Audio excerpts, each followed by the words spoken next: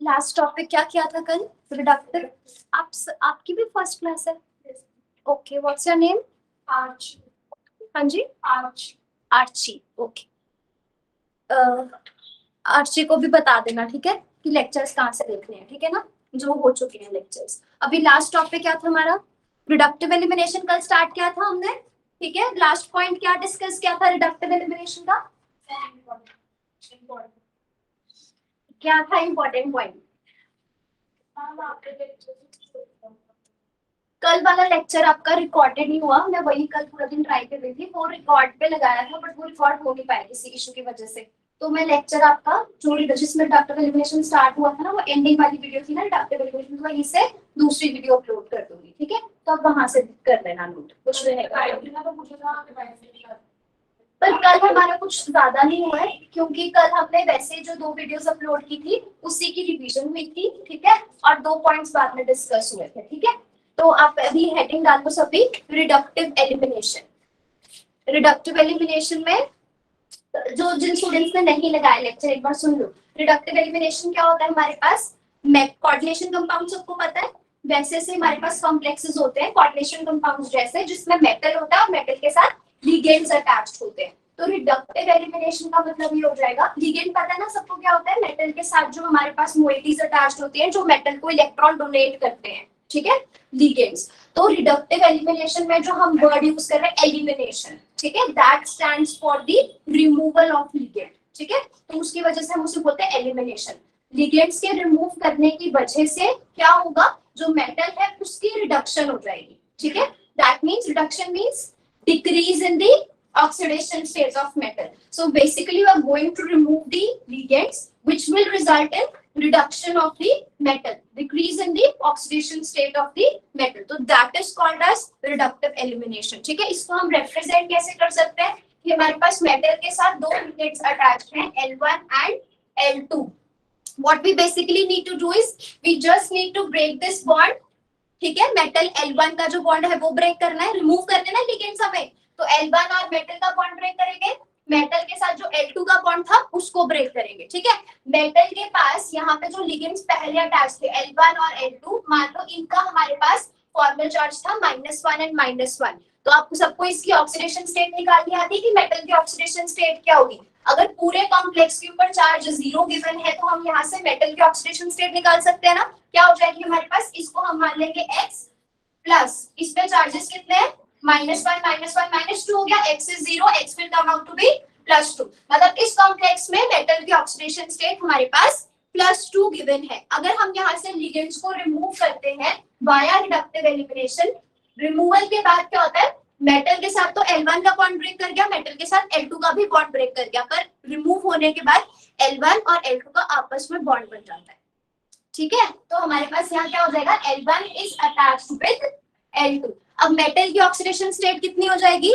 क्योंकि मेटल के पास यहाँ चार्ज तो 0 है ना, तो x plus L1 L2 remove हो चुके हैं, -1 चार्जेस जा चुके हैं, x plus 0 equals to overall charge that is also 0, x will come out to be 0. So here what we have done is we have removed L1 and L2, that is the elimination of the ligands. This will result in the reduction of metal, that is decrease in the oxidation state. That basically is reductive elimination. इसके बाद हमने अभी note कुछ मत करो, ठीक है, आपको मैं वीडियो अपलोड करूंगी ना उसमें देख लेना। अभी हम ये फास्ट करते हैं, कल हम डिस्कस कर चुके हैं ये सब, ठीक है। तो उसके बाद हमारे पास क्या है जो हमने इंपॉर्टेंट पॉइंट्स में पहला पॉइंट क्या डिस्कस किया था? Excuse me ma'am. हाँ जी गुरप्रीत। मैम कल वाला लेक्चर अपलोड कर दियो जी, कल वाला देखिया नहीं है इसलिए। गुड, ठीक है गुरप्रीत, मैं अपलोड कर दूंगी, मैं आपको ग्रुप में इन्फॉर्म कर दूंगी, ठीक है? आज वाला और कल वाला। क्या था हमारे पास point? The two eliminating groups, कौन से हैं the two eliminating groups? L1 and L2। वो कंडीशन क्या है? ये तभी और सिर्फ तभी एलिमिनेट होंगे अगर ये आपस में सिस ओरिएंटेशन में प्रेजेंट है। If they are present in a trans position with respect to each other, ये एलिमिनेट नहीं हो सकते, ठीक है? अगर हम ऑक्टाहेड्रल कॉम्प्लेक्स की बात लेकर चले, इसमें हमारे पास 6 लिगेंड्स प्रेजेंट होते हैं, naming them L1, L2, L3, 4, 5 and 6। तो यहाँ पे L1 और L2 का एंगल कितना है? तो क्या इनकी रिडक्टिव एलिमिनेशन हो सकती है? यस, है ना? L1 और L2 पता लग रहा है ना? ये हमारे पास जो प्लेन है, स्क्वायर प्लेनर, ये वाली चीज, ये 2, 3, 5 एंड 6 लिगेंड्स हमारे पास इस तरह से प्रेजेंट है ना? एक हमारे पास कहाँ आएगा? ये 2 पीछे की तरफ जा रहा है, this is 2, then this is 3, then this is 6 towards you, and this one is नहीं, this is 3 and this is 6, ठीक है? तो L1 कहाँ प्रेजेंट है? ऊपर, ठीक है? और यहाँ पे L4, तो इसमें L1 यहाँ ये वाली पॉइंट पे प्रेजेंट है, इसमें और L2 के बीच में एंगल कितना बनेगा? L2 इधर है, कितना एंगल बनेगा? 90 डिग्री। क्लियर हुआ ना? 90 डिग्री बन रहा है एंगल। इसके जो टॉप में प्रेजेंट है उसका 2, 3, 5 और 6 सबके साथ 90 डिग्री का एंगल बनेगा। तो L1, L2 की भी एलिमिनेशन हो सकती है, L1, L3 की भी हो सकती है, 1, 5, 1, 6 all of them can be eliminated, है ना? और अगर हम 4 और 3 का एंगल देखें वो कितना है? दैट इज आल्सो 90 डिग्री, है ना? 4 यहाँ नीचे प्रेजेंट है इस साइड पे, तो इसका इनके साथ, इन चारों के साथ 90 डिग्री का एंगल बनेगा, तो वो भी एलिमिनेट किया जा सकता है। कौन सी मोइटीज एलिमिनेट नहीं हो सकते? L1, L4 उनका आपस में बॉन्ड एंगल 180 डिग्री है, they are trans, they cannot be eliminated. L2, L5 cannot be eliminated and L3 and L6 that can also not be eliminated. तो रिडक्टिव एलिमिनेशन में ध्यान रखना है कि हमारे पास ट्रांस पोजीशन पे जो भी लिगेंड्स प्रेजेंट है वो एलिमिनेट नहीं हो सकते। इसके अलावा कोई पॉइंट डिस्कस किया था? मेटल की नेचर कैसी होनी चाहिए? न्यूक्लियोफिलिक और इलेक्ट्रोफिलिक डिस्कस किया था ना ये कल? It should be electrophilic. Electrophilic means something which needs electrons, है ना? Electrophilic means loving. So one moiety which is loving the electrons, it is in need of electrons. तो ये मैकेनिज्म कैसा होता है? ये तो मैंने आपको सिर्फ L1, L2 रिमूव करके दिखा दिए। अगर इसका मैकेनिज्म देखें तो वो इस तरह का होता है कि हमारे पास सबसे पहला स्टेप जो ये है, जो M और L1 के बीच में इलेक्ट्रॉन डेंसिटी प्रेजेंट है, वो शिफ्ट होती है मेटल की तरफ। और वो मेटल की तरफ तभी शिफ्ट होगी जब मेटल को इलेक्ट्रॉन्स चाहिए होंगे, when it is electrophilic in nature. तो यहाँ मेटल के पास कोई वेकेंट ऑर्बिटल प्रेजेंट होगा, ठीक है? उसमें ये इलेक्ट्रॉन डेंसिटी शिफ्ट हो जाएगी। उसके बाद क्या हो जाएगा? तो इसका मतलब मेटल शुड बी इलेक्ट्रोफिलिक, ठीक है? इसको इलेक्ट्रॉन्स चाहिए तभी ये रिएक्शन पॉसिबल है, तभी M और L1 का बॉन्ड ब्रेक करेगा, अदरवाइज ब्रेक नहीं करेगा, ठीक है ना? तो दिस शुड बी इलेक्ट्रोफिलिक। तो नेक्स्ट स्टेप हमारे पास क्या हो जाएगा? इसके पास इलेक्ट्रॉन डेंसिटी आ गई, यहाँ पे नेगेटिव चार्ज आ सकता है, यहाँ पे L1 पे पॉजिटिव चार्ज और ये L2 का बॉन्ड बना हुआ है, ठीक है? अब नेक्स्ट स्टेप हमारे पास क्या होगा? यहाँ से L2 रिमूव हो जाएगा, ठीक है? L2 जब यहाँ से रिमूव होएगा तो उसके ऊपर चार्ज क्या आ जाएगा? नेगेटिव, है ना? फिर इस नेगेटिव का इस पॉजिटिव के साथ बॉन्ड बन जाएगा, L1, L2 का बॉन्ड बन गया और मेटल न्यूट्रलाइज हो जाएगा हमारे पास। तो this is the mechanism of reductive elimination. किस तरह से L1, L2 रिमूव होते हैं, उसके लिए कंडीशन क्या है कि L1 जो हमारा मेटल है that should be electrophilic in nature, ठीक है? That's it. यही इतना सा पोर्शन का डिस्कस हुआ था, आई गेस, है ना? उसके अलावा थोड़ा सा ऑक्सीडेटिव कपलिंग हमने डिस्कस किया था, बाकी तो हमने पुराने लेक्चर्स ही रिवाइज किए थे जो अपलोड किया था मैंने, ठीक है? नेक्स्ट पॉइंट लिखो, ancillary ligands, ancillary ligands, ancillary ligands or spectator ligands, ancillary ligands or the spectator ligands must be pi acceptor, must be pi acceptor. That is a pi acceptor ligand, that is a pi acceptor ligand present on the metal will increase the rate of reductive elimination.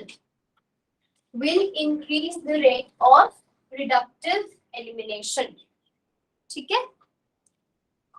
क्या होते हैं ancillary ligands? Spectator और ancillary ligands. दीक्षा बताओ क्या होते हैं? जो साथ में अटैच होते हैं। जैसे हमारे पास हमने बोला कि हमें L1 और L2 को यहाँ से रिमूव करना है, तो L1 और L2 हमारे मेन लिगेंड्स हैं, ठीक है, जिन्होंने परफॉर्म करना है रिएक्शन में। इसके अलावा जो भी लिगेंड अटैच्ड होगा, L1 और L2 के अलावा जो भी लिगेंड्स अटैच्ड होंगे वो हमारे पास एज अ ऑडियंस प्ले करते हैं, है ना। और ऑडियंस के लिए दूसरा नाम क्या यूज करते हैं? स्पेक्टेटर्स, ठीक है, या एंसिलरी, ठीक है। तो हमारे पास इसके अलावा if you have L3, L4, L5 and L6, all of these are not directly participating in the reaction. सिर्फ रिमूवल किसका हो रहा है? L1 एंड L2 का। तो इनको हम क्या बोलेंगे? Spectator ligands.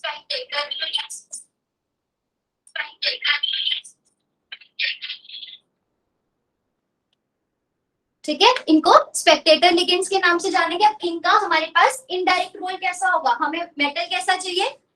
Electrophilic in nature, मतलब जिसको इलेक्ट्रॉन डेंसिटी की जरूरत है L1, ताकि उसको इलेक्ट्रॉन्स दे सके। अगर किसी प्रोसेस से हम मेटल को और ज्यादा इलेक्ट्रॉन डेफिशिएंट बना दें तो ये रेट बढ़ जाएगा ना।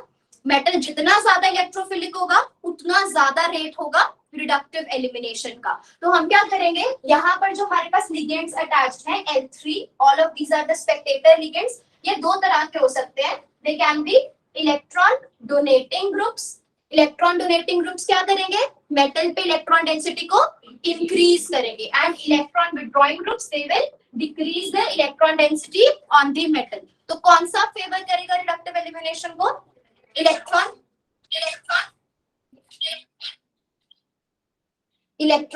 withdrawing groups will favor the reductive elimination. अब हमने यहाँ पे लिख लो साथ साथ में, spectator ligands can be of two types. इसको ना नीचे रखो, कोई जना जाते हैं इसको नीचे अपने इसका वॉल्यूम इंक्रीज हो रहा है। नीचे ना क्लासरूम पड़ा है वेकेंट, ठीक है, नीचे वाले फ्लोर पे वहां रखो, ठीक है।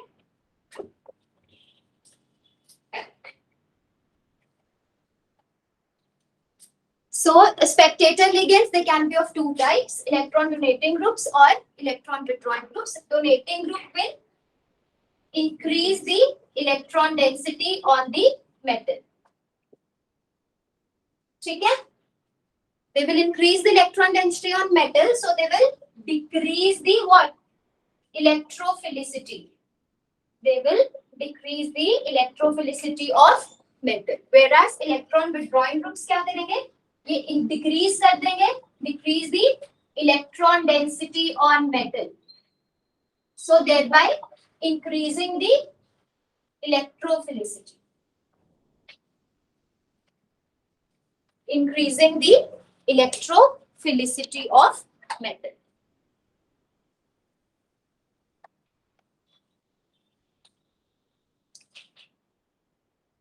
So due to this electron donating groups, they will decrease the rate of reductive elimination. Yes or no? Yes. है ना? They will decrease. इसको यहाँ पे लिख देना, electron donating groups, they decrease the rate of reductive elimination. ठीक है? और electron withdrawing groups क्या करेंगे? Increase.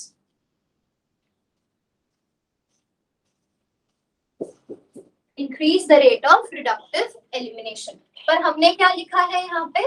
पाई एक्सेप्टर लिगेंड्स लिखे हैं। पाई एक्सेप्टर लिगेंड्स एक एग्जांपल है किसकी?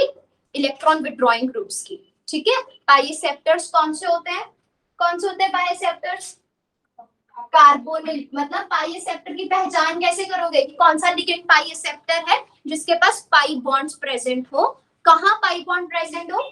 कार्बोनिल अगर हम लिगेंड की बात करते हैं तो उसमें डोनर एटम कौन सा होता है? Donor atom is the atom which is donating the electrons to the metal. तो कार्बोनिल का डोनर एटम हमारे पास कौन सा है? कार्बन।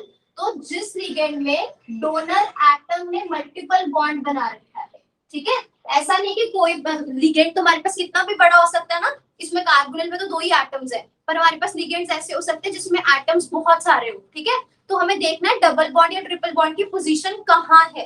अगर डबल बॉन्ड और ट्रिपल बॉन्ड कहाँ प्रेजेंट है? डोनर एटम के साथ, मतलब डोनर एटम ने ही मल्टीपल बॉन्ड बनाया हुआ है, उसी को आप पाई एक्सेप्टर लिगेंड बोल सकते हो, ठीक है ना। यहाँ पे हमारे पास डोनर एटम ने ट्रिपल बॉन्ड बनाया हुआ है, तो it is a pi acceptor ligand. Why we call it as a pi acceptor ligand? क्यों बोलते हैं? मुझे एक ही नाम याद है, दीक्षा आप बताओ।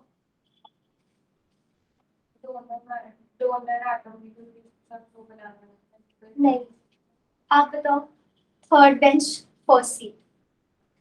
क्योंकि जो मतलब कार्बन है वो डोनर है, इस वजह से उसे पाई एक्सेप्टर नहीं बोलते। एक्सेप्टर का मतलब क्या होता है?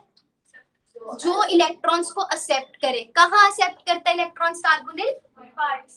पाई स्टार में एक्सेप्ट करता है इलेक्ट्रॉन्स को, ठीक है। जिसने भी कितनी बार चलाया था बैक बॉन्डिंग में, है ना।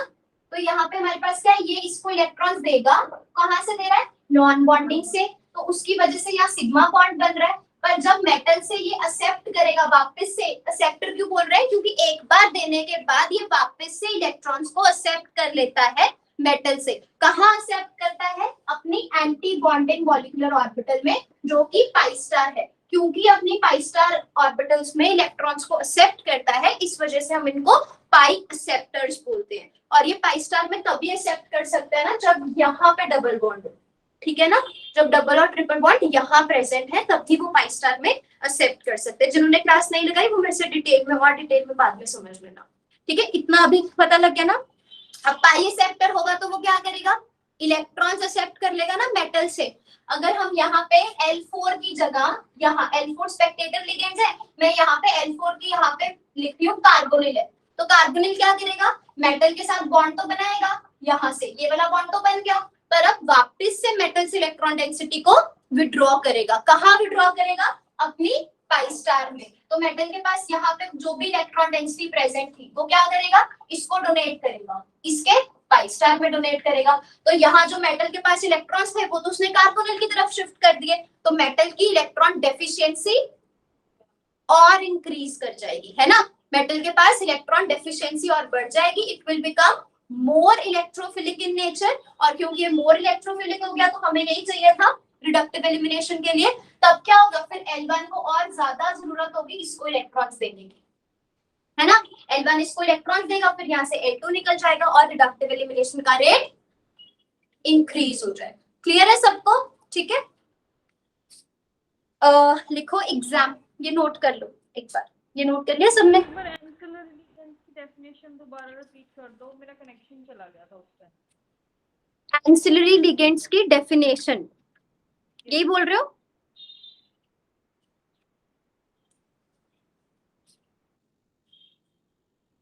स्वर्णिक आपने पूछा doubt? Yes ma'am, actually connection चला गया था उस टाइम। नहीं, क्या पूछ रहे हो? डेफिनेशन पूछ रहे हो एंसिलरी लिगेंड्स की? Definition yes. एंसिलरी लिगेंड लिख लो। Ancillary ligands are those ligands, ancillary ligands are those ligands which do not directly participate in the reaction, which do not directly participate in the reaction. The ancillary ligands can either increase or decrease the rate of reaction. आप सबको तो clear है ना? Can either increase or decrease the rate of reaction. तो स्वर्णिक यहाँ पे हमारे पास L1 और L2 ने ही पार्टिसिपेट करना है। रिडक्टिव एलिमिनेशन सिर्फ ये वाले पोर्शन में ऑपरेट करता है कि हमें L1 और L2 को रिमूव कर देना है, that is your reductive elimination. तो उसके लिए जो बाकी के ये लिगेंड्स हमारे पास अटैच्ड हैं यहाँ पे L3, L4, L5 और L6, इनकी तो एलिमिनेशन हम नहीं कर रहे ना, ये तो यहीं पे अटैच रहेंगे मेटल के पास, ठीक है। बट इसका इनडायरेक्ट इफेक्ट क्या होता है कि ये L1 और L2 की एलिमिनेशन के रेट को या तो इंक्रीज कर सकते हैं या डिक्रीज कर सकते हैं, डिपेंडिंग ऑन देयर नेचर कि ये इलेक्ट्रॉन डोनेटिंग है या इलेक्ट्रॉन विथड्रॉइंग है। स्वर्णिक क्लियर हुआ? Yes ma'am. ओके, नेक्स्ट लिखो examples of pi acceptor ligands. Examples of pi acceptor ligands.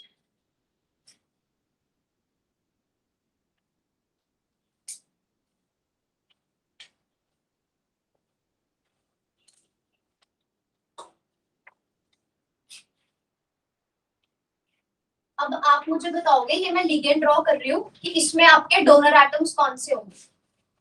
अगर मैं बोल रही हूँ ये पाई एक्सेप्टर लिगेंड्स हैं, तो आपने मुझे इनका डोनर एटम बताना है कौन सा है।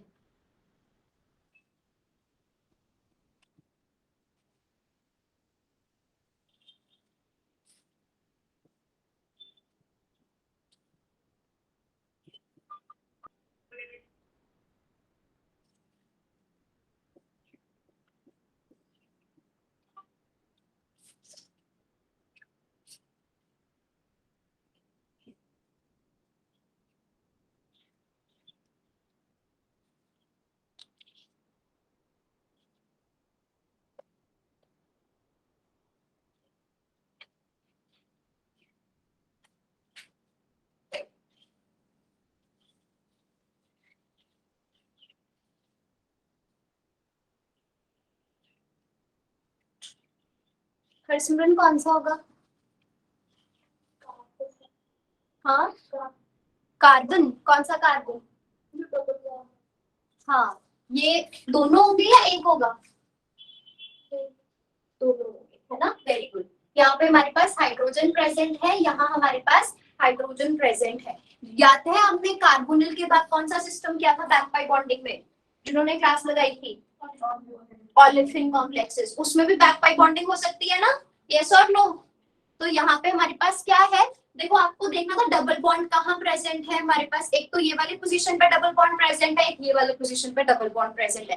पाई एक्सेप्टर कौन से लिगेंड्स होते हैं? जो जिनके पास पाई बॉन्ड प्रेजेंट हो, जिनके पास डबल बॉन्ड प्रेजेंट हो। तो ये मेटल के साथ इस तरह से अटैच हो गए यहाँ पर, ठीक है। ये इसको इलेक्ट्रॉन डेंसिटी पहले डोनेट करेगा और वापस से एक्सेप्ट करेगा किसमें? इसकी पाई स्टार ऑर्बिटल्स में, ठीक है। डबल बॉन्डिंग उधर भी है, यहाँ पे ऑक्सीजन है ना, तो ऑक्सीजन इज इलेक्ट्रोनेगेटिव, ये अपनी इलेक्ट्रॉन डेंसिटी इजीली डोनेट नहीं करता, ठीक है। तो ये जो हमारे पास पाई बॉन्ड्स प्रेजेंट है ये इजीली डोनेट कर सकते हैं, ठीक है। क्लियर हो गया?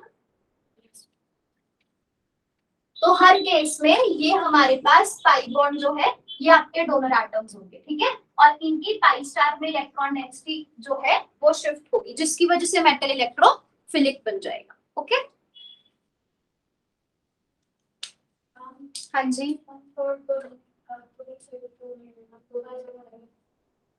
तो बॉन्डिंग एक साइड से होगी, कोई भी सेम है ना, दोनों पाई बॉन्ड्स एक ही तरह से, ठीक है। तो ये मेटल एक ही साइड से अटैच्ड होगा इसके साथ, ठीक है।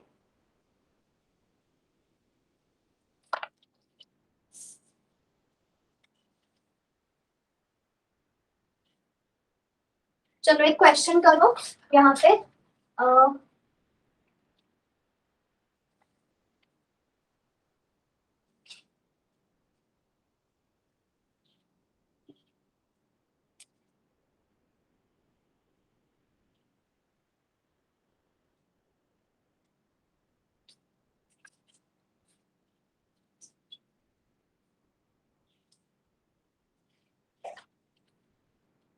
इसमें आपको क्या बताना है, दिस इज योर क्वेश्चन, ठीक है। यहाँ हमें रिडक्टिव एलिमिनेशन करनी है। After reductive elimination methane gas evolve होगी, हो सकती है या नहीं? मीथेन कैसे इवॉल्व होगी? किसकी है रिडक्टिव एलिमिनेशन करेंगे? हाइड्रोजन और CH3 ग्रुप की, और उसके बाद H और CH3 का बॉन्ड बन जाएगा, मीथेन बन जाएगा, तो मीथेन की रिडक्टिव एलिमिनेशन पॉसिबल है। When there is reductive elimination, there is evolution of methane gas. But हमारे पास लिगेंड्स हम चेंज कर रहे हैं, ठीक है? लिगेंड हमारे पास क्लोरीन और एल्कोक्सी ग्रुप है और एल्काइल ग्रुप है, तो कौन से केस में रिडक्टिव एलिमिनेशन सबसे ज्यादा फास्ट होगा? ऑर्डर बताओ।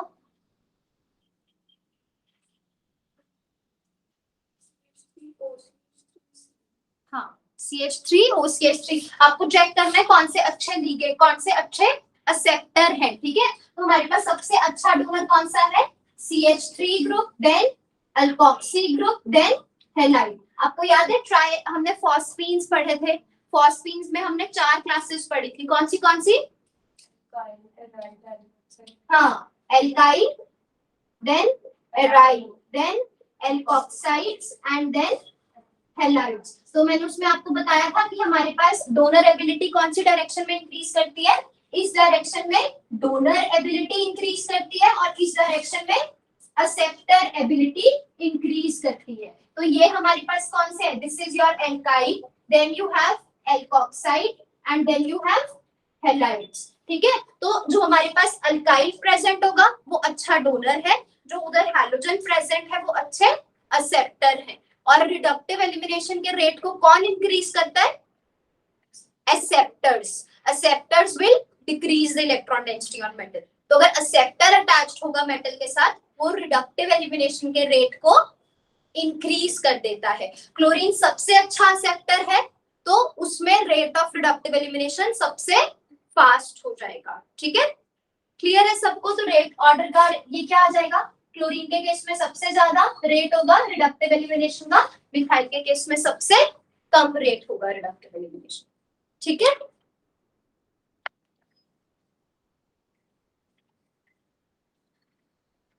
असाइनमेंट सॉल्व कर रहे हो साथ साथ में? असाइनमेंट्स अब कुछ स्टूडेंट्स को नहीं मिले ना असाइनमेंट्स, जिन्होंने बाद में ज्वाइन किया है। असाइनमेंट 1 की कॉपी, OMC के असाइनमेंट 1 की कॉपी जो है नीचे से मैम से लेके जाना, ठीक है? 2 असाइनमेंट मिले या 1 मिले? 2 असाइनमेंट्स की कॉपीज लेके जाना, ठीक है? OMC के। नेक्स्ट लिखो, for reductive elimination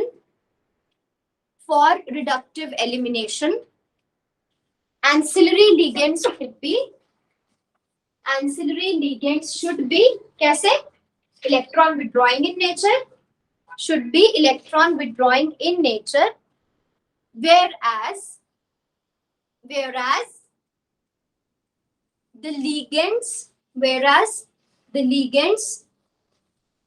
which are to be eliminated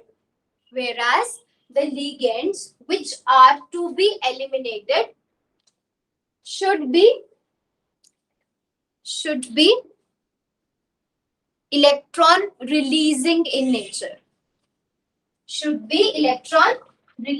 in nature,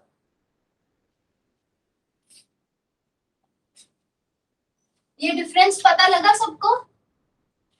metal के साथ कितने दो टाइप के लिगेंड्स अटैच होते हैं। एक तो मेन लिगेंड जिसकी हम हमेशा बात करते हैं कि हमको इनको एलिमिनेट करना है, और इनके अलावा जो हमारे पास लिगेंड्स अटैच होंगे दे आर ऑल एंसिलरी और स्पेक्टेटर लिगेंड्स। तो ये तो हमने बता दिया कि हमारे पास मेटल इलेक्ट्रोफिलिक होना चाहिए, एंसिलरी लिगेंड्स कैसे होने चाहिए? Electron withdrawing. पर जिन लिगेंड्स को हमें रिमूव करना है, the ligands which are to be eliminated, first step क्या था हमारे पास? L1 से इलेक्ट्रॉन डेंसिटी मेटल की तरफ शिफ्ट हो। तो जिनकी आपको रिडक्टिव एलिमिनेशन करनी है वो लिगेंड्स हमारे पास कैसे होने चाहिए? इलेक्ट्रॉन डोनेटिंग इन नेचर, ठीक है? ये लिखा ना हमने, दो should be electron donating in nature. तो ये सारे रेट को इंक्रीज करते हैं फैक्टर्स। आपके पास क्वेश्चन कैसे आएगा एग्जाम में?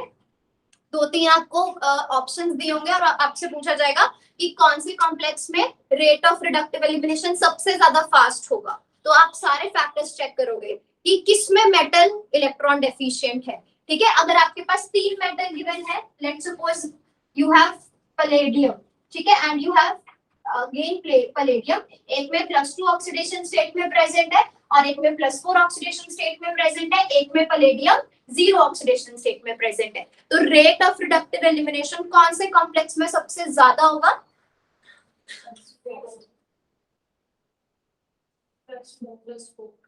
किस में होगा? +2 में नहीं होगा, नहीं होगा +2 में, मैं ऐसे बोल रही हूँ। पर +0 क्यों बोल रहे हो? +4 क्या होना चाहिए? Metal should be electrophilic. Electrophilic means which needs electrons. तो किसको इलेक्ट्रॉन्स चाहिए? जिसके पास इलेक्ट्रॉन्स की कमी है। कमी किसके पास होती है? जो हाई ऑक्सीडेशन स्टेट में प्रेजेंट होते हैं। तो यहाँ पर हमारे पास क्या होगा? Rate of reductive elimination will increase. ठीक है, तो इससे ये हमारे पास कौन सा फैक्टर चेंज कर रहा है वो देखना पड़ेगा आपको एग्जाम में, कि हमारे पास क्या मेटल का फैक्टर चेंज कर रहा है या एंसिलरी लिगेंड्स का। ये हो सकता है दूसरा ऑप्शन। दूसरा क्वेश्चन कैसे आ सकता है आपके पास? पैलेडियम गिवन होगा, ठीक है, और सब में पैलेडियम की ऑक्सीडेशन स्टेट मान लो +2 +2 +2 है। आपको जो लिगेंड एलिमिनेट करने हैं वो भी हमारे पास क्या है? मान लो H और CH3, इनकी रिडक्टिव एलिमिनेशन करनी है हमें, ठीक है, हर केस में। तो यहाँ पे आपको लिगेंड्स चेंज करके देंगे, जो भी हमने लास्ट क्वेश्चन किया है ना। यहाँ पे जो इसके साथ ये वाली पोजीशन पे जो लिगेंड्स अटैच्ड है उसको चेंज करके देंगे, ठीक है ना। तो मान लो जैसे अभी हमने क्वेश्चन किया था, उसमें हमारे पास क्लोरीन है, एक साइड पे एल्कोक्साइड दे देंगे और दूसरी साइड पे लेट्स सपोज CH3। तो इसमें आपको पता लगना चाहिए कि यहाँ पे स्पेक्टेटर लिगेंड्स चेंज हो रहे हैं। तो यहाँ पे रोल ऑफ स्पेक्टेटर लिगेंड्स आएगा, जहां स्पेक्टेटर लिगेंड कैसा होना चाहिए? Electron withdrawing in nature. तो सबसे ज्यादा अच्छा इलेक्ट्रॉन विथड्रॉइंग ग्रुप कौन सा होता है? Halogen, halides. तो इस केस में rate of reductive elimination maximum होगा और इस केस में rate of reductive elimination minimum हो जाएगा, ठीक है। तो यार लास्ट फैक्टर कौन सा चेंज करके दे सकते हैं? वो जिनकी आपको एलिमिनेशन करनी है, ठीक है, जिनकी एलिमिनेशन करनी है वो कैसे होने चाहिए? इलेक्ट्रॉन रिलीजिंग इन नेचर, है ना। तो जो इलेक्ट्रॉन रिलीजिंग होगा उसकी रिडक्टिव एलिमिनेशन सबसे ज्यादा क्या होगी? फास्ट, ठीक है ना। क्लियर है ना सबको?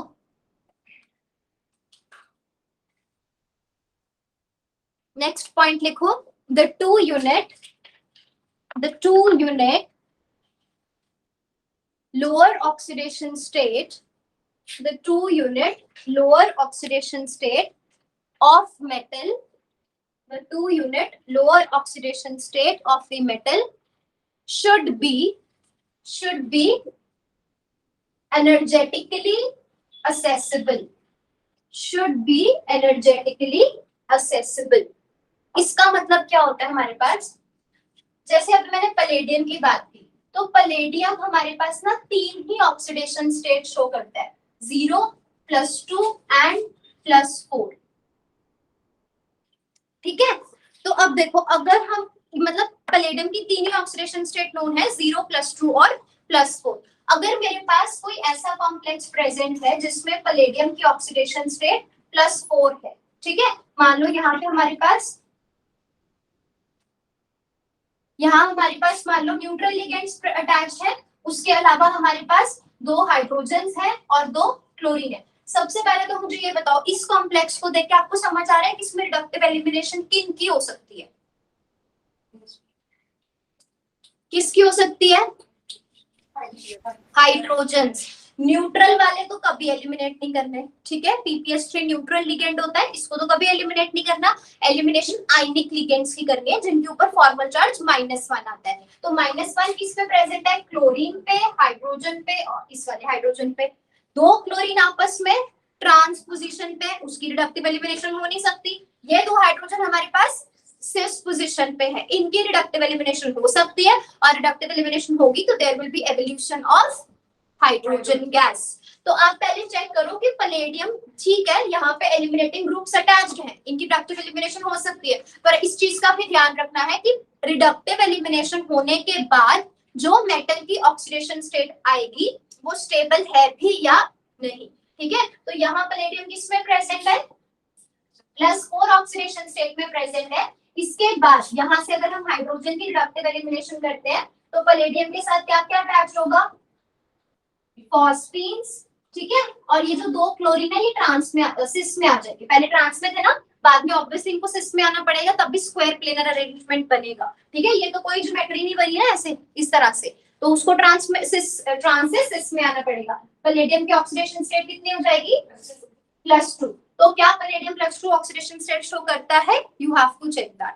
Yes, it is stable in +2 oxidation state. ठीक है, पर मान लो पैलेडियम आपका 0 ऑक्सीडेशन स्टेट में प्रेजेंट है, उसमें आप रिडक्टिव एलिमिनेशन करते हो, तो क्या होगा? 0 से वो कहां जाएगा? -2, और वो तो पॉसिबल नहीं है ना, पैलेडियम 0 से कम ऑक्सीडेशन स्टेट नहीं दिखाता। तो the 2 unit lower oxidation state of the metal that should be energetically accessible, means it should be stable. Okay, ये एलिमिनेशन HCl की भी तो हो सकती है।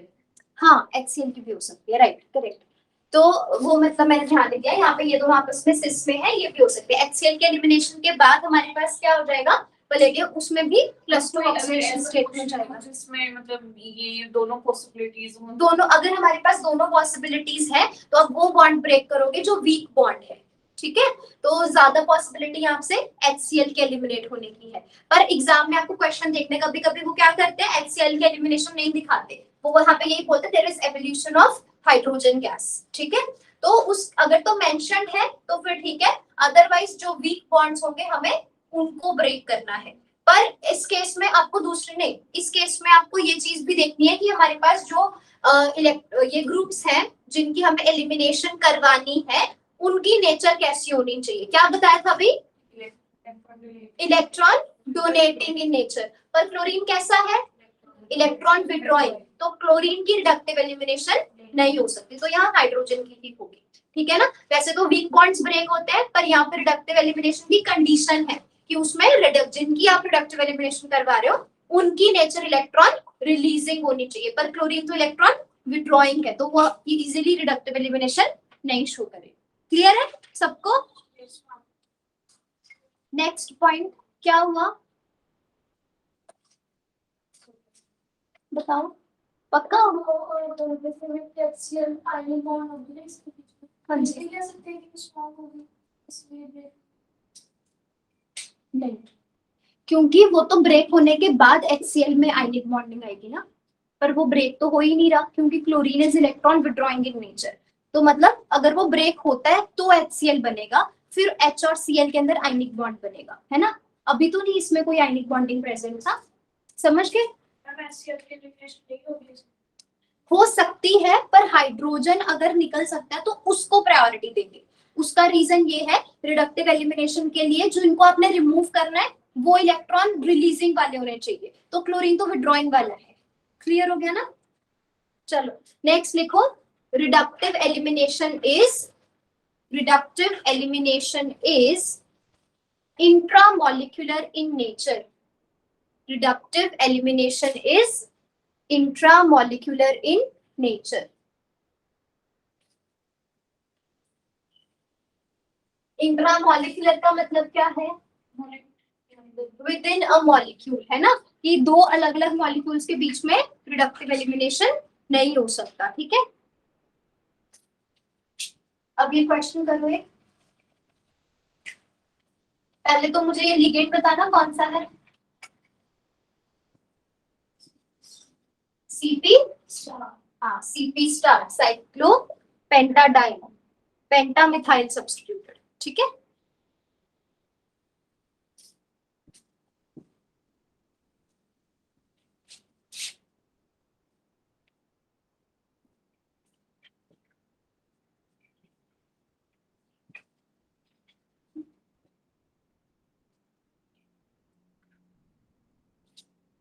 ये कौन सा लिगेंड है? कौन सी रिंग है ये? साइक्लोहेक्सेन। तो लिगेंड कौन सा हुआ? ये साइक्लोहेक्साइल ग्रुप, है ना? बेंजीन नहीं है यहाँ पे, डबल बॉन्ड्स नहीं है, तो यहाँ पे दो हमारे पास हाइड्रोजन एटम्स प्रेजेंट होंगे ना। यहाँ पे मैं क्या कर रही हूँ, हर जगह यहाँ दो हाइड्रोजन एटम प्रेजेंट है। ठीक है, यहाँ पे मैं क्या कर रही हूँ, हाइड्रोजन की जगह इसका आइसोटोप यूज कर रहे हैं, दैट इज ड्यूटेरियम। ठीक है, और यहाँ पे भी हाइड्रोजन की जगह हमारे पास ड्यूटेरियम प्रेजेंट है। ठीक है, अब आपने इन दोनों सॉल्वेंट्स को मिक्स किया है, दोनों कॉम्प्लेक्सेस को मिक्स किया है, हीट किया in the presence of any solvent, and you have to tell कि क्या हमारे पास यहाँ पर किन किन चीजों की एवोल्यूशन हो सकती है, किसकी एवोल्यूशन नहीं हो सकती, ठीक है।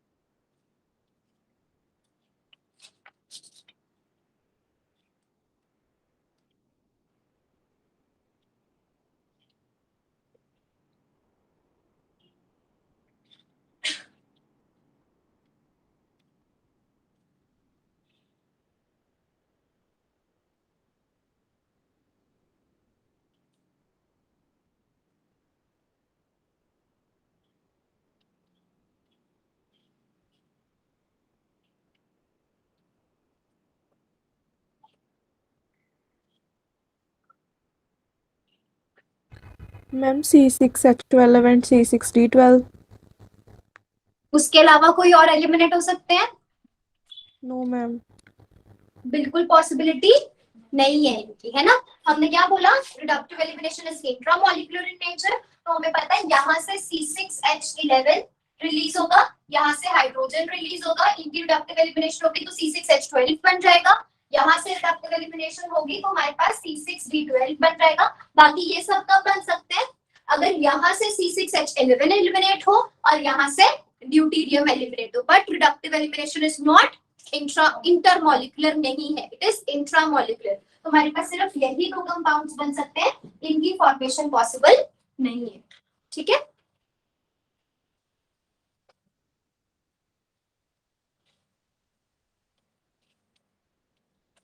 नेक्स्ट क्वेश्चन लिखो, what is x, what is x and how it can be form. लिखो एक बार फिर मैं बता दूं, what is x and how it can be form, and how it can be formed.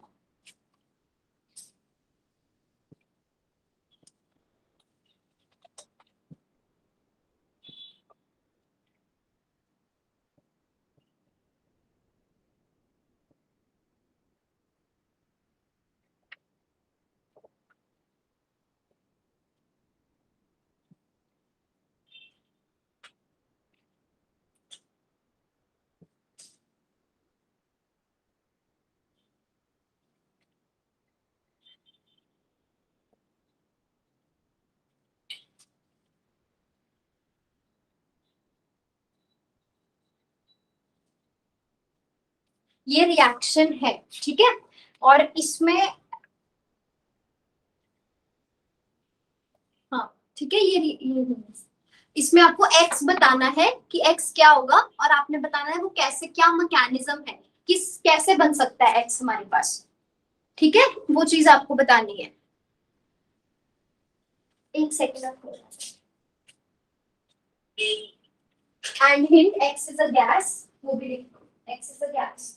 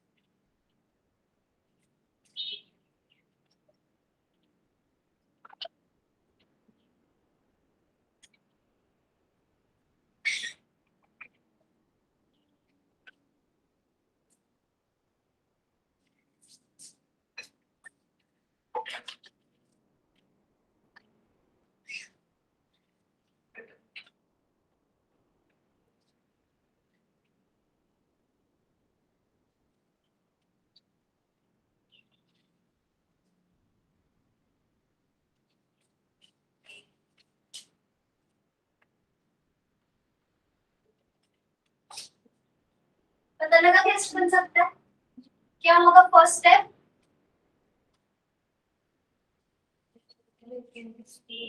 हाँ, फर्स्ट स्टेप का नाम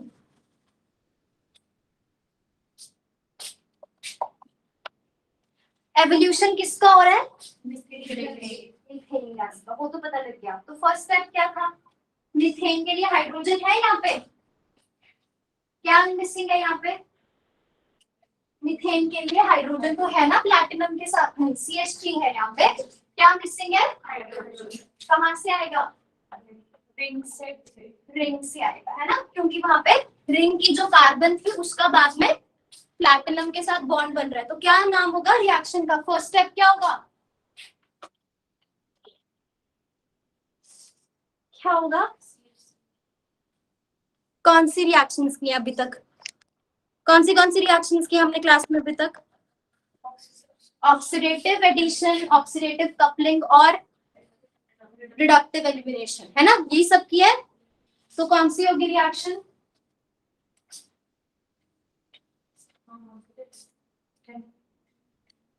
नहीं, रिडक्टिव एलिमिनेशन तो सेकंड स्टेप है।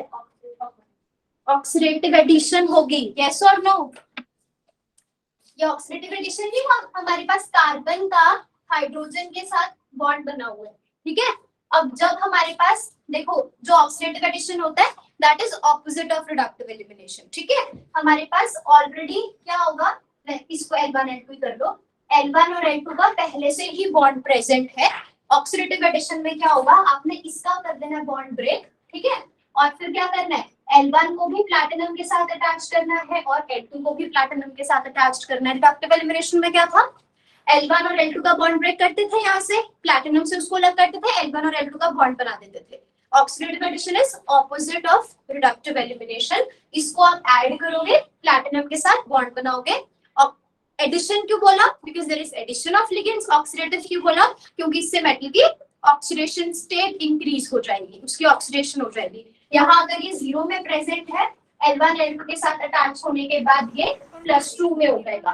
तो हाँ जी, L1 और L2 का अटैचमेंट प्लेटिनम के साथ तो पहले ही गिवन है ना हमें। दोबारा बोलो, क्या कह रहे हो? आपने जो क्वेश्चन दिया है, प्लेटिनम पहले से ही अटैच है लिगेंड्स के साथ इसमें, तो फिर हम ब्रेक डाउन करके ऑक्सीडेटिव एडिशन नहीं, हाँ, तो इसमें हमारे पास देखो क्या हो रहा है, यहाँ हमारे पास X हमें बताना था कि क्या रिलीज होगा। हमें ये तो नजर आ रहा है ना कि यहाँ से CH3 जो है, यहाँ पे मिसिंग क्या है, प्लैटिनम के साथ पहले CH2 अटैच्ड है, यहाँ पे प्लैटिनम के साथ CH2 ये भी बॉन्ड प्रेजेंट है, 2 लिगेंड्स थे, वो दोनों लिगेंड्स भी अटैच्ड है, पर यहाँ पे कोई चीज मिसिंग है ना जो यहाँ पे नहीं प्रेजेंट, और वो क्या है, CH3। और दूसरा चेंज क्या आया प्रोडक्ट में, प्लैटिनम का इस वाले कार्बन के साथ बॉन्ड बन गया, है ना। तो मतलब फिर अगर प्लैटिनम का इसके साथ बॉन्ड बन गया तो ऑब्वियसली यहाँ से हाइड्रोजन निकला होगा, तभी उसका उस कार्बन के साथ बॉन्ड बना ना। तो दैट मींस यहाँ से जो भी आपका कॉम्प्लेक्स बनेगा उसमें से CH3 एलिमिनेट होगा, उसमें से हाइड्रोजन भी एलिमिनेट होगा, पर बाद में आपके पास अलग 2 चीजें तो नहीं बन रही ना, यहाँ पे X एक ही चीज बन रही है। तो इसका मतलब CH3 और हाइड्रोजन का बॉन्ड बना होगा, CH3 और हाइड्रोजन का बॉन्ड जब बनेगा that is methane gas is involved. पर ऐसे तो कहीं से भी नहीं हो सकती ना वो इवॉल्व, यहाँ पे CH3 और हाइड्रोजन इकट्ठे प्लैटिनम के ऊपर प्रेजेंट नहीं है, ताकि उनकी रिडक्टिव एलिमिनेशन हो सके, ठीक है। तो पहले आपको यहाँ से हाइड्रोजन को प्लैटिनम के पास लेके जाना पड़ेगा, उसके बाद CH3 और हाइड्रोजन की रिडक्टिव एलिमिनेशन होगी, और उसके लिए हमें ऑक्सीडेटिव एडिशन करनी पड़ेगी, ठीक है ना। और ऑक्सीडेटिव एडिशन क्या होती है, ये आप A लगा लो, ये L1 लगा लो, ठीक है, this is L1, this is L2, ये L1 L2 हो गया। L1 और L2 का बॉन्ड ब्रेक किया, तो फर्स्ट स्टेप हमारे पास क्या हो जाएगा, हमारे पास ये इंटरमीडिएट बन जाएगा, जिसमें हमारे पास यहाँ पर प्लैटिनम अटैच्ड है, इसका कार्बन के साथ बॉन्ड बन गया, प्लैटिनम के साथ और क्या है, 2 लिगेंड्स अटैच्ड हैं, और अब यहाँ पे एक CH3 और एक हाइड्रोजन ये अटैच हो जाएगा, ठीक है। अब इसके बाद CH3 ये हमारा इंटरमीडिएट बन गया, this process is called as oxidative addition. बाद में क्या होगा, यहाँ से CH3 और हाइड्रोजन रिमूव हो जाएंगे, मीथेन इवॉल्व हो जाएगी, ठीक है, और वो जो प्रोडक्ट ये बनाया हमने, this is your product P, this will be form along with methane is evolve, ठीक है ना, that is your x. Clear हुआ सबको? लेकिन पता कैसे चलेगी ऑक्सीडेटिव एडिशन इसी मॉलिक्यूल की हो रही है, मतलब इसी लिगेंड की हो रही है? क्योंकि बाकी आपके पास ये है ना, देखो यहाँ पे प्लैटिनम का इसके साथ जो बॉन्ड बन रहा है ना यहाँ पे, तो इसका मतलब that is for sure hydrogen remove हुआ। ये तो क्लियर है, क्योंकि यहाँ पे अब हाइड्रोजन रहेगा नहीं ना, इसकी उस हाइड्रोजन की जगह प्लैटिनम आ गया। दूसरा, प्लैटिनम के साथ यहाँ CH3 अटैच था, वो भी यहाँ नहीं प्रेजेंट, तो ऑब्वियसली CH3 भी रिमूव हुआ है और हाइड्रोजन भी रिमूव हुआ। ये तो मैं उससे पता लग गया, लेकिन मुझे ऑक्सीडेटिव एडिशन वाला नहीं पता लगा। मतलब अगर जस्ट इन केस ये केस नहीं है अपने पास, कोई और केस है, तो उसमें कैसे पता लगे? जैसे अब इस केस में आपको हिंट मिल रहा है ना, इस केस में तो बहुत क्लियर है। क्लियर हिंट है, तो ऑब्वियसली जो आपके पास बाकी के क्वेश्चंस आएंगे उसमें भी कोई ना कोई हिंट होगा जिससे आपको पता लगेगा पहले ऑक्सीडेटिव एडिशन ही करनी पड़ेगी तभी जाके ये रिमूव हो सकते हैं, अदरवाइज नहीं। अच्छा, मतलब कोई ऐसे रूल नहीं है कि इसी पर्टिकुलर वजह से ऑक्सीडेशन एडिशन होती है? तो नहीं नहीं नहीं, वो आपको देखना पड़ेगा कि मतलब साथ में वो जैसे एक रिएक्शन की A+B gives C and D, तो वो आपको A B में से कुछ तो दे के रखेंगे या C और D में से कुछ तो दे के रखेंगे जिससे आपको पता लगेगा कि बाकी का प्रोसेस ऐसा होगा, ठीक है, तो वो आपको इंडिकेट किया जाएगा। क्लियर हो गया ना सबको, एवरीवन? यस। नहीं, पर वो ये तो पूछ सकते हैं ना कि यहाँ पर कौन सी रिएक्शन होगी, give the what would be the possible reaction, oxidative addition, oxidative coupling, reductive elimination और व्हाट, ठीक है, दिस वे। क्लियर हो गया? ठीक है, मतलब आपको मैकेनिज्म तो नहीं पूछा जा सकता कि मैकेनिज्म ड्रॉ करके बताओ, पर वो वन वर्ड में पूछ सकते हैं ना कि यहाँ पे कौन सा प्रोसेस हुआ, तो that is oxidative addition. Okay, next लिखो, what is the path, what is the path of following conversion. Diksha आपको क्लियर हो गया? ऑनलाइन जो स्टूडेंट्स अटेंड कर रहे हैं, दीपिका, शगुन, क्लियर है आपको ये क्वेश्चन? क्लियर हो गया? मैम ये L1 जो L2 लिगेंड है, L1 एक तो हाइड्रोजन ले लिया, L2 मींस कौन सा लेंगे हम? L1 दोबारा बोलना, L1 आप हमने जैसे यहाँ ऑक्सीडेटिव एडिशन कराया प्लेटिनम के साथ L1 L2, लेट्स सपोज कि H तो L1 है और L2 में हम क्या लेंगे, जो कार्बन जुड़ा हुआ बेंजीन रिंग के साथ वही आएगा? हाँ, ये आपका L1 था, वो हाइड्रोजन जुड़ गया उसके साथ, ये L2 था ना, तो L2 भी तो जुड़ गया ना किसके साथ, प्लैटिनम के साथ। यहाँ पे CH3 और यहाँ पे CH3 पहले से ही प्रेजेंट था, ठीक है, हाइड्रोजन L1 और L2 का बॉन्ड ब्रेक कर दिया, हाइड्रोजन जो L1 था वो भी इसके साथ अटैच हो गया, और ये जो आपके पास L2 था वो भी प्लैटिनम के साथ अटैच हो गया, तो ये आपका L2 है जो प्लैटिनम के साथ अटैच हुआ। क्लियर हुआ? क्लियर हुआ? किसने पूछा था doubt? Yes ma'am. Okay, next लिखो, what is the path of following conversion.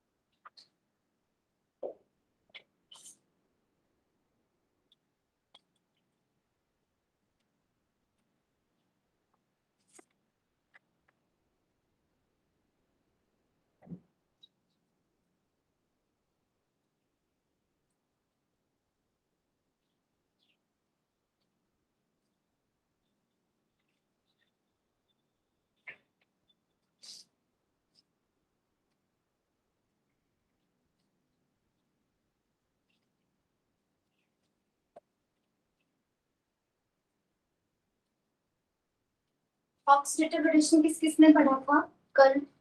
Lectures किस किसने देखे हुए ऑक्सीडेटिव एडिशन के? आप सबने देखा है, ठीक है। सिर्फ जो न्यू स्टूडेंट्स हैं उन्होंने नहीं देखे ना। ऑप्शन आपने नहीं, आकांक्षा ने नहीं देखे, एक आपने नहीं देखे, है ना। आपका नाम था आर्ची और आपका नाम क्या? आशिमा, अर्शदीप, ठीक है। बाकी इन चारों के अलावा सबने देखे हुए हैं, है ना। तो मतलब बाकी सबसे हो जाना चाहिए सॉल्व। करो।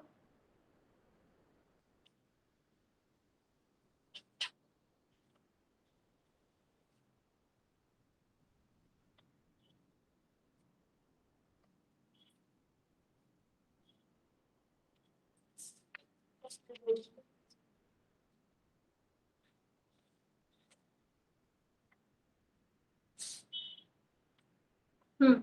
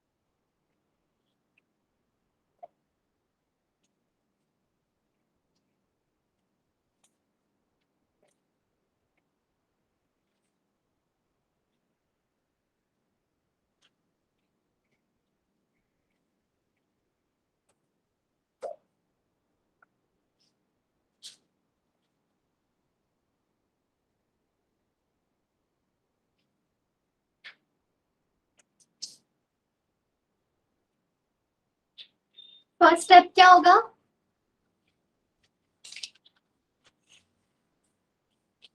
Oxidative simple- addition. क्या? Oxidative addition.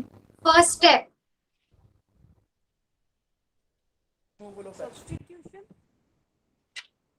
First step. अच्छा आप ये बताओ, आपने बोला हाइड्रोजन गैस इवॉल्व है ना, तो फर्स्ट स्टेप कौन सा किया आपने?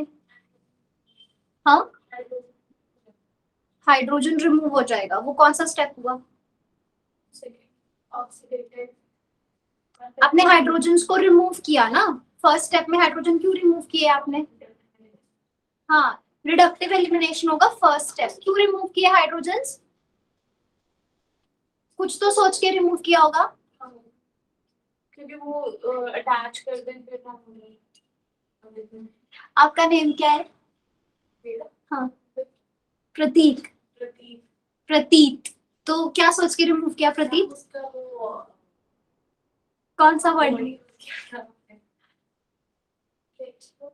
इलेक्ट्रोफिलिक। इलेक्ट्रोफिलिक बनाने के लिए। पहले मुझे ये बताओ कि हमें यहाँ पे क्या है, एक चीज पता लग रही है, हाइड्रोजन की जगह C6H11 आ रहा है ना। C6H11 कहाँ से आ सकता है? ऊपर हमें यहाँ पे क्या गिवन है? हेक्सेन रिंग गिवन है, तो यहीं से आएगा C6H11। अब यहाँ से सिर्फ C6H11 आ रहा है, दूसरा हाइड्रोजन कहाँ गया? मतलब ऑक्सीडेटिव एडिशन हुई होगी यहाँ पे हमारे पास। C6H11 का मतलब ये है, हमारे पास ऐसे प्रेजेंट है, this is C6H11, this is hydrogen. इसकी एडिशन हमने की होगी, एक साइड पे C6H11 जुड़ा, दूसरी साइड पे हाइड्रोजन जुड़ा, तभी वो पॉसिबल है। पर यहाँ पे स्पेस ही नहीं है हमारे पास, कैसे ऐड करोगे? स्पेस क्यों नहीं है यहाँ पे? ऑक्सीडेटिव एडिशन करनी है हमें, है ना, लिगेंड्स को अटैच करना है। तो ये जो कॉम्प्लेक्स है यहाँ पे आप डायरेक्टली ऐड नहीं कर सकते, और वो तो पता भी लग रहा है डायरेक्ट एडिशन नहीं हुआ क्योंकि यहाँ पे हाइड्रोजन नहीं है प्रोडक्ट की साइड पे। मतलब हाइड्रोजन गैस को हमने इवॉल्व भी किया होगा, तभी ये उसके बाद इसकी जगह C6H11 ने और हाइड्रोजन ने ली, है ना। तो दैट मीन्स अब आपको ये सोचना है, अगर तो आप पहले इसको अटैच कर दोगे, दो ही पॉसिबिलिटीज है, दो पहले इन दोनों को अटैच कर दो फर्स्ट स्टेप, और फिर बाद में हाइड्रोजन को रिमूव कर दो सेकेंड स्टेप, या फिर उल्टा चलो, पहले हाइड्रोजन रिमूव कर दो और फिर उनकी जगह इन दोनों को ऐड कर दो। दोनों चीजों में फर्क समझ आ रहा है? इतना तो क्लियर है कि यहाँ पे C6H11 जो है प्रोडक्ट साइड में तभी आ सकता है जब यहाँ से C6H11 यहाँ ऐड हुआ, तो C6H11 के साथ जो हाइड्रोजन था वो इसके साथ यहाँ पे अटैच हुआ है ना। तो किसकी जगह ले रहा है वो? हाइड्रोजन की जगह ले रहा है, हाइड्रोजन इवॉल्व हुआ होगा, ठीक है। तो दो ही पॉसिबिलिटी हो सकती है, पहला स्टेप आप दोनों हाइड्रोजन्स को रिमूव कर दो, यहाँ पे स्पेस बना दो, ठीक है, वेकेंट स्पेसेस जो इन्होंने ऑक्यूपाई कर ली सेकेंड स्टेप में, या फिर आप पहले इनको ऐड कर दो C6H11 और हाइड्रोजन को, ठीक है, और फिर बाद में दोनों हाइड्रोजन्स को रिमूव कर दो। दोनों प्रोसेसेस में डिफरेंस क्या है? अगर आप पहले हाइड्रोजन्स को रिमूव करते हो तो फर्स्ट स्टेप आपका कौन सा हो जाएगा? रिडक्टिव एलिमिनेशन, और बाद में C6H12 ऐड करते हो तो क्या हो जाएगा? Oxidative addition. दूसरी पॉसिबिलिटी क्या है? पहले ही इन दोनों को ऐड कर दिया तो उसका फर्स्ट स्टेप ऑक्सीडेटिव एडिशन, फिर हाइड्रोजन रिमूव किया, उसमें नेक्स्ट स्टेप रिडक्टिव एलिमिनेशन। हमें क्या बताना था क्वेश्चन में? पाथ फॉलो, कि पाथ ये है या पाथ ये है, ठीक है। तो यहाँ पर मुझे ये बताओ, ऑक्सीडेटिव एडिशन पे हमने पढ़ा था कि it is not possible directly on 18 electron complexes, किया था ना, जब तक 18 इलेक्ट्रॉन कॉम्प्लेक्स कंप्लीट हुआ 18 इलेक्ट्रॉन काउंट कंप्लीट हो गया तो उस पर डायरेक्टली कैसे ऐड कर सकते हैं? 20 इलेक्ट्रॉन बन जाएगा ना उसका, तो दैट इज अनस्टेबल। तो देखा ये 18 इलेक्ट्रॉन है या नहीं? देखा? तो यहाँ पे चेक करो है या नहीं, आता है 18 पर प्रतीक आता है? ये नहीं अटेंड किया था लेक्चर, और लेक्चर देखा भी नहीं, पुराने लेक्चर्स एक भी नहीं देखा? मैम हाँ जी मैम विशाल, लेक्चर नंबर हाँ जी मैम लेक्चर नंबर बता देना कौन से में आपने ये वाला कंसेप्ट करवाया था। मैं अभी आपको बता ही देती हूँ, मुझे ऐसे नंबर नहीं याद, देखना पड़ेगा 18 इलेक्ट्रॉन कौन सी वीडियो में है, पर आपको 18 इलेक्ट्रॉन रूल स्टार्ट समझ ही तब आएगा जब आपने पहले 2-3 लेक्चर लगाए हुए हैं। अगर आपने वो पहले के फर्स्ट 2-3 लेक्चर्स नहीं लगाए तो वो समझ नहीं आएगा, ठीक है। तो 18 इलेक्ट्रॉन रूल का मतलब क्या होता है? हमारे पास मेटल प्लस जो लिगेंड्स उसके साथ अटैच्ड है टोटल, उनका काउंट 18 होना चाहिए, इसको हम 18 इलेक्ट्रॉन रूल बोलते हैं, ठीक है। तो उसके लिए क्या करना है? मेटल के जो वैलेंस इलेक्ट्रॉन्स हैं, valence electrons of metal plus ligand की जो इलेक्ट्रॉन कंट्रीब्यूशन होती है वो टोटल 18 होनी चाहिए, ठीक है। मेटल कौन सा है यहाँ पे? इरिडियम। इलेक्ट्रॉनिक कॉन्फ़िगरेशन इरिडियम की क्या होती है?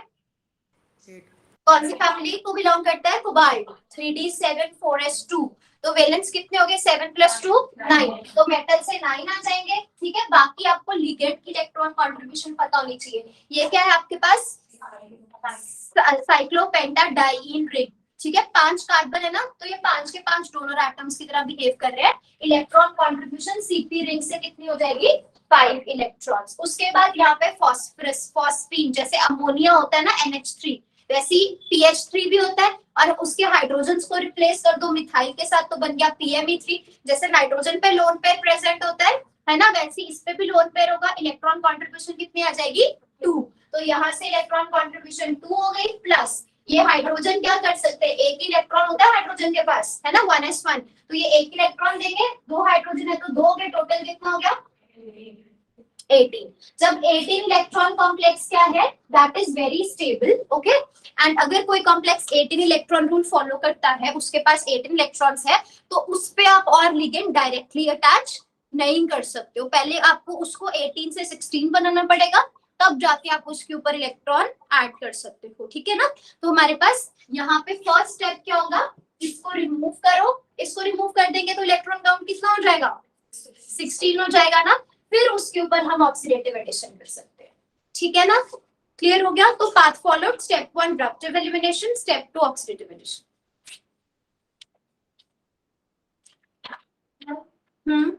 किस तरह सब्स्टिट्यूशन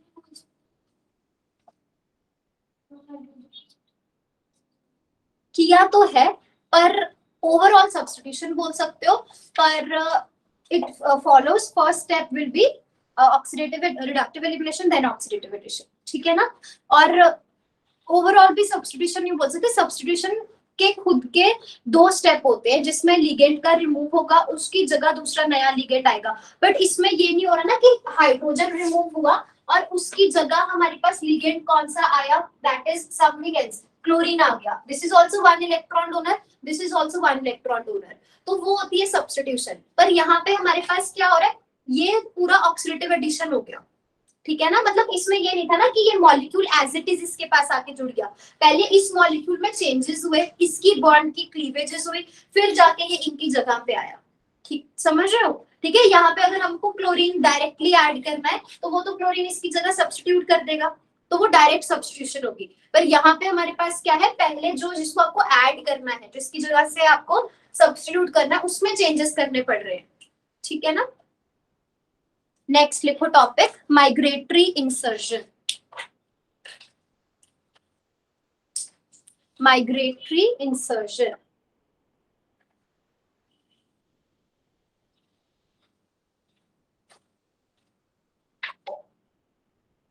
ठीक है। तो ये हमारा तीसरे टाइप का रिएक्शन है जो हम पढ़ रहे हैं।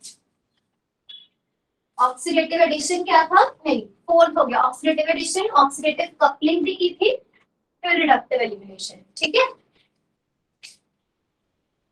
अब माइग्रेटरी इंसर्शन में हमारे पास क्या होगा, मेटल के साथ लिगेंड्स अटैच्ड हैं। ठीक है, this is let's suppose ligand X and this is ligand Y. Okay, ये इसकी स्पेस थी जहां ये प्रेजेंट था और ये इसके साथ बाकी और लिगेंड्स अटैच हो सकते हैं। ठीक है, अब हमारे पास क्या होगा, माइग्रेटरी मींस माइग्रेशन हो रही है और इंसर्शन का मतलब इंसर्ट हो रही है कोई चीज। ठीक है ना? तो हमारे पास यहाँ पे क्या होता है माइग्रेटरी इंसर्शन में, मान लो जो एक्स था हमारे पास, ठीक है, वो क्या करता है, यहाँ से अपनी इलेक्ट्रॉन डेंसिटी लेकर वाई के पास चला जाता है। ठीक है, तो उससे क्या होगा, हमारे पास मेटल के पास यहाँ पे वैकेंसी क्रिएट हो जाएगी, जहाँ पे एक्स प्रेजेंट था वहां वो स्पेस क्या हो जाएगी, वेकेंट। और जो हमारे पास वाई प्रेजेंट था उसका बॉन्ड किसके साथ बन जाएगा, एक्स के साथ। तो यहाँ माइग्रेशन किसकी हुई, एक्स की। एक्स हमारे पास क्या आ जाएगा, that will be called as the migratory ligand. ठीक है, माइग्रेशन होने मतलब कहाँ पे खत्म हुई माइग्रेशन हमारे पास, माइग्रेशन खत्म, जैसे एक्स मेटल की साइड से चलो या पहले ऐसे बोलो, माइग्रेशन का ओरिजिन क्या था, मेटल, मेटल से माइग्रेट हुआ ना एक्स, तो हम एम को क्या बोलेंगे, that is called as migratory origin. ठीक है, या माइग्रेशन का ओरिजिन है तो इसको बोलेंगे माइग्रेशन ओरिजिन। ओरिजिन पता लगा क्यों बोला इसको? ठीक है, और Y migratory, migration terminus, terminus का मतलब जहां पे एंड हो गया है, टर्मिनस दैट मींस जहां पे एंड हो गई है। ओके, और हमारे पास एम के साथ एक स्पेस बन गया ऊपर वहां पे, that is your vacant space. ठीक है,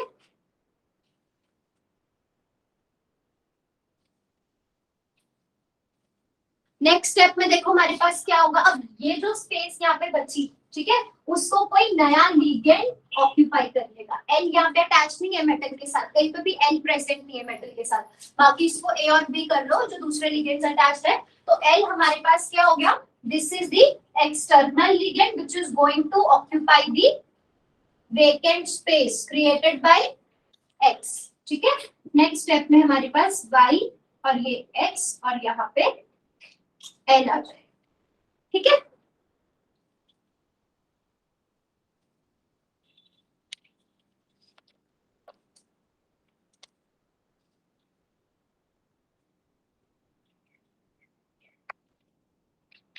देखो इसमें हमारे पास क्या है, अगर हम बोल रहे हैं कि एक्स हमारे पास 2 इलेक्ट्रॉन डोनर है, ठीक है, 2 इलेक्ट्रॉन डोनर जैसे अमोनिया हो गया, फॉस्फीन्स हो गए, कार्बोनिल कैसा होता है, that is also 2 electron donor, carbon का लोन पेयर जाता है ना, तो that is also 2 electron donor. और वाई कैसा है, it is a 1 electron donor, Y is a 1 electron donor. अब जब माइग्रेशन, ये माइग्रेशन से बिफोर है, ठीक है, जब माइग्रेशन हो जाएगी उसके बाद क्या होगा, एक्स वाई के पास चला जाएगा, तो अभी भी ये सारा कैसा रहेगा, 1 इलेक्ट्रॉन डोनर ही रहेगा, क्योंकि ये कैसा था, Y was 1 electron donor, Y के साथ एक्स अटैच हुआ, एक्स का तो कोई बॉन्ड नहीं बन रहा ना मेटल के साथ, तो वो तो अभी भी 1 इलेक्ट्रॉन डोनर ही रहेगा। पर यहाँ पे मेटल के पास देखो कितने इलेक्ट्रॉन्स की डेफिशिएंसी हो जाएगी, 2 की हो जाएगी ना, 2 की हो जाएगी, क्योंकि एक्स 2 दे रहा था वो तो उधर साइड पे शिफ्ट हो गया। तो जो एल है हमारे पास वो भी कितना होगा, 2 इलेक्ट्रॉन डोनर, ताकि जब माइग्रेटरी ओरिजिन मतलब माइग्रेटरी इंसर्शन जो है आपका कंप्लीट हो जाए, उसके बाद मेटल का इलेक्ट्रॉन काउंट बिल्कुल भी चेंज ना करे। अगर उसको पहले x से 2 इलेक्ट्रॉन्स मिल रहे थे, y से 2 इलेक्ट्रॉन्स मिल रहे थे, अभी भी उसके पास टोटल कितने मिल रहे हैं, उसको 3 इलेक्ट्रॉन्स ही मिल रहे हैं। ठीक है, इस वजह से जब भी माइग्रेटरी ओरिजिन हो, जब भी माइग्रेटरी इंसर्शन होती है, तो जो इलेक्ट्रॉन काउंट है, ठीक है, टोटल कॉम्प्लेक्स का, वो कभी भी चेंज नहीं करता। जिसकी आप माइग्रेशन कर रहे हो उसकी जगह पे वही लिगेंड आएगा जिसका इलेक्ट्रॉन कॉन्ट्रीब्यूशन सेम है। क्लियर हुआ? अब इसकी एक एग्जांपल देखते हैं हमारे पास।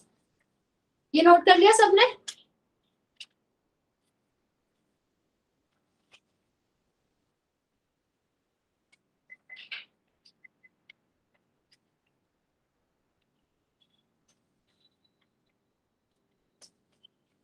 Let's suppose you have metal, ठीक है, इसके साथ हमारे पास CH3 ग्रुप अटैच्ड था, ठीक है, और हमारे पास कार्बोनिल अटैच्ड है, ठीक है ना। तो क्या, हाँ ठीक है, CH3 और कार्बोनिल। अच्छा, एक और चीज देखना, माइग्रेटरी इंसर्शन का मतलब क्या होता है, दोनों चीजें साथ में नहीं हो सकती। माइग्रेटरी का मतलब होता है माइग्रेशन, इंसर्शन मतलब इंसर्शन ऑफ बॉन्ड। तो उसमें डिफरेंस क्या है, ये जैसे x और y था, जो मैंने अभी आपको समझाया कि x यहाँ से इधर चला जाएगा, तो वो हमारे पास क्या हो रही है, माइग्रेशन हो रही है, ठीक है, y के साथ x। पर एक और पॉसिबिलिटी जो हमारे पास होती है वो क्या है, कि दिस इज माइग्रेशन, ठीक है। दूसरी पॉसिबिलिटी हमारे पास क्या है, x जो है वो मेटल और y के बॉन्ड में इंसर्ट हो जाए, ठीक है, x मेटल और y के बॉन्ड में इंसर्ट कैसे हो जाएगा, कि x यहाँ आ जाएगा, फिर x और y, ठीक है। अभी भी वैकेंसी तो क्रिएट होगी ना यहाँ पे, ठीक है, इसमें भी वैकेंसी क्रिएट होगी, ठीक है। इसको कौन ऑक्यूपाई कर लेगा, इस केस में भी मेटल के साथ L अटैच हो जाएगा, ठीक है, और इस केस में भी हमारे पास मेटल के साथ बाद में L अटैच हो जाएगा।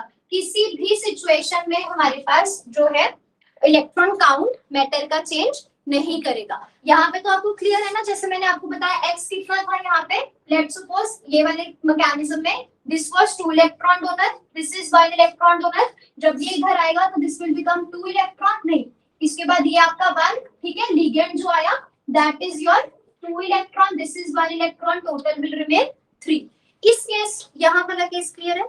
हाँ, ये वाला क्लियर है ना, ये मैं आपको बताती हूँ, सबको क्लियर है वो वाला केस। इस केस में हमारे पास क्या होगा, ये वाला जो केस है इसमें हमारे पास x जो है, ठीक है, वो 2 इलेक्ट्रॉन डोनर ही होगा, y भी 1 इलेक्ट्रॉन डोनर ही होगा।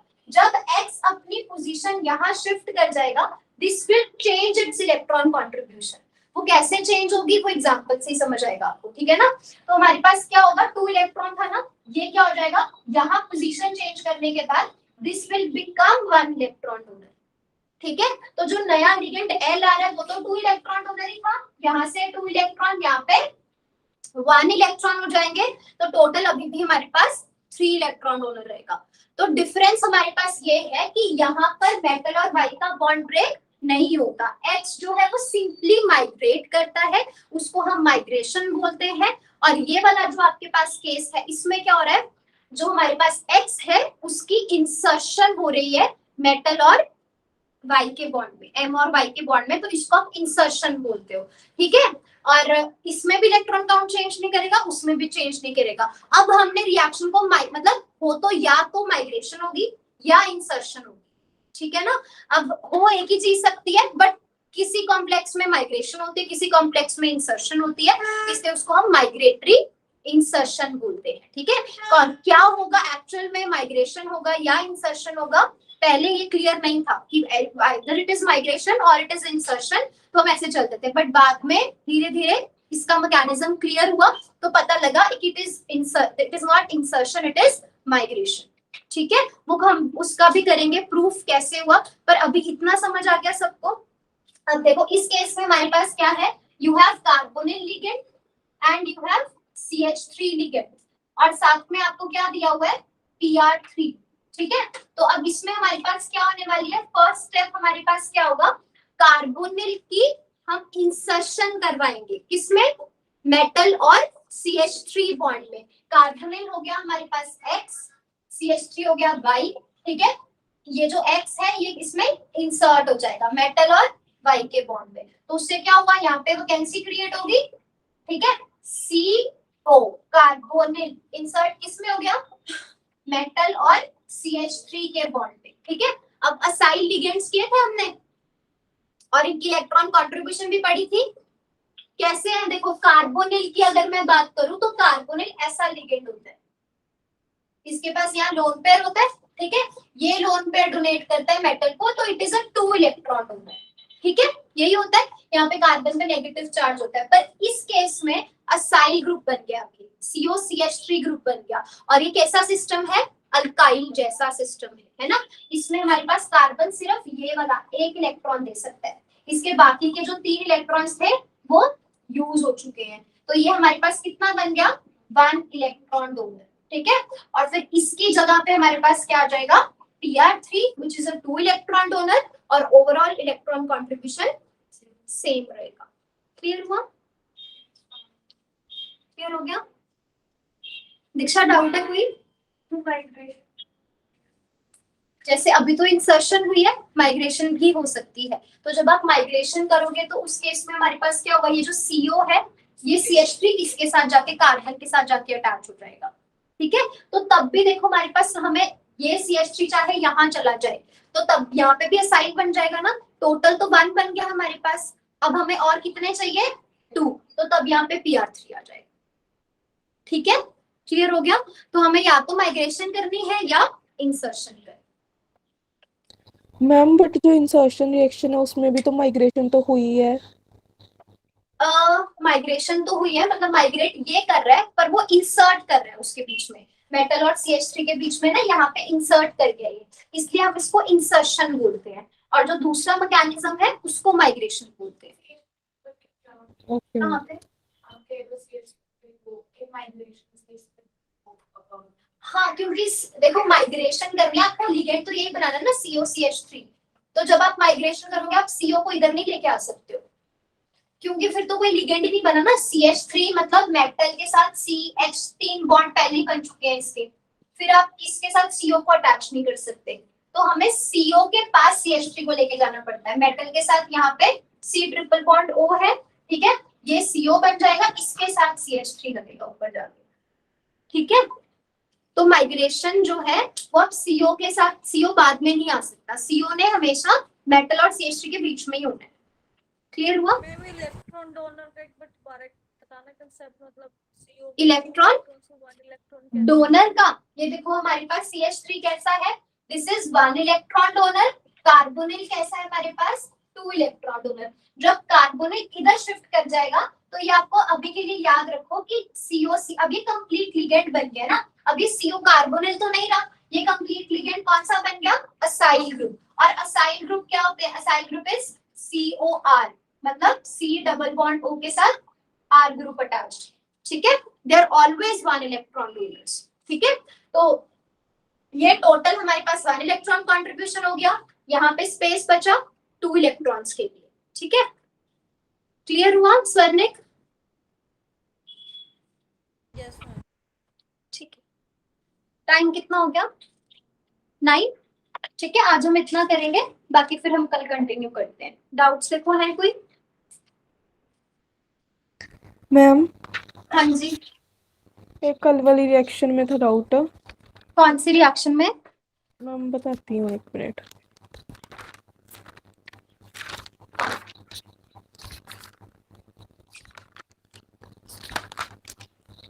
मैम जो हमने ऑक्सीडेटिव एडिशन की थी उसमें स्टीरियो में आपने ना एक पॉइंट बोला था कि जैसे सिस एडिशन होती है वो 3 मेंबर रिंग के साथ होती है। अच्छा हाँ, तो फिर आपने उसमें बोला कि 3 मेंबर रिंग बनने के लिए नंबर ऑफ एटम्स ज्यादा होने चाहिए, वो नहीं समझ आया। ये वीडियो में था। हाँ जी मैम। दिखाना मुझे एक बार नोट।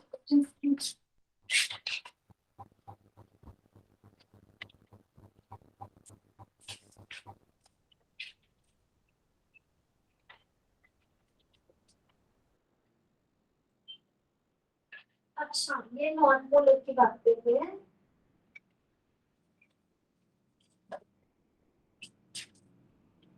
मुझे याद नहीं आ रहा।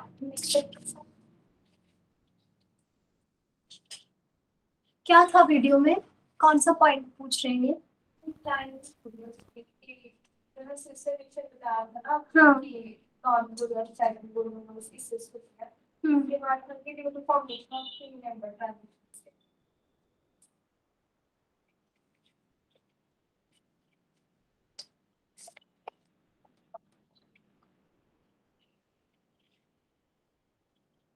तो वो वीडियो मेरी पिछले साल की है, उस पे मैंने कहाँ कौन सा पॉइंट बोला?